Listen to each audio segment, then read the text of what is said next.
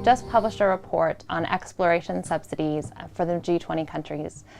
This is looking at support that the G20 countries are providing to looking for more fossil fuel reserves, that's oil, gas, and coal reserves. The reason we've done this report is that in 2009, the G20 committed to phasing out inefficient fossil fuel subsidies. Unfortunately, since that time, very little has been done to address these subsidies, and in some countries, these subsidies are growing.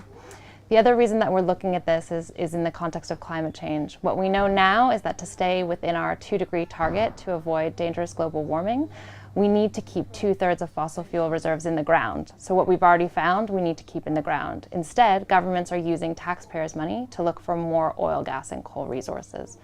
And lastly, we know that instead of supporting looking for more fossil fuels, governments really need to be putting their own resources behind a clean energy transition, and they're not doing this if they're favoring fossil fuels over renewables, which is what we find they're doing right now. So there are 3 key findings from this report. The first is that G20 governments are spending approximately $88 billion a year supporting exploration for oil, gas, and coal. The second is that what we find is that governments are actually spending almost double what companies are spending on exploration. So that means that probably a lot of this exploration activity wouldn't be happening without government support.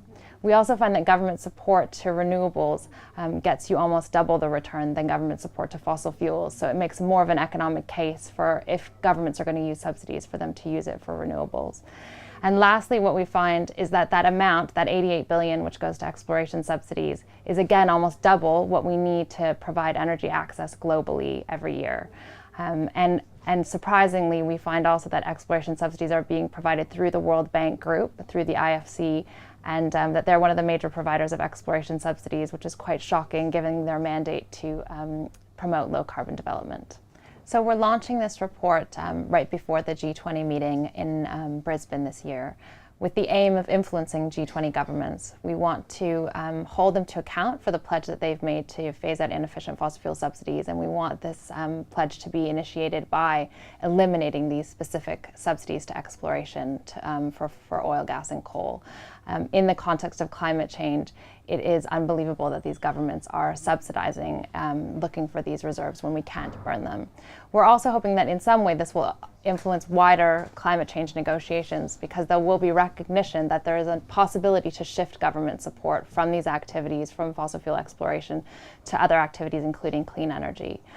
Lastly, I think it's an important piece of research because it starts to demonstrate to people how government subsidies are used, the impacts that they have, and that even businesses that people think are very profitable, including those supernormal profits that we get from the fossil fuel sector, are not actually profitable without government support.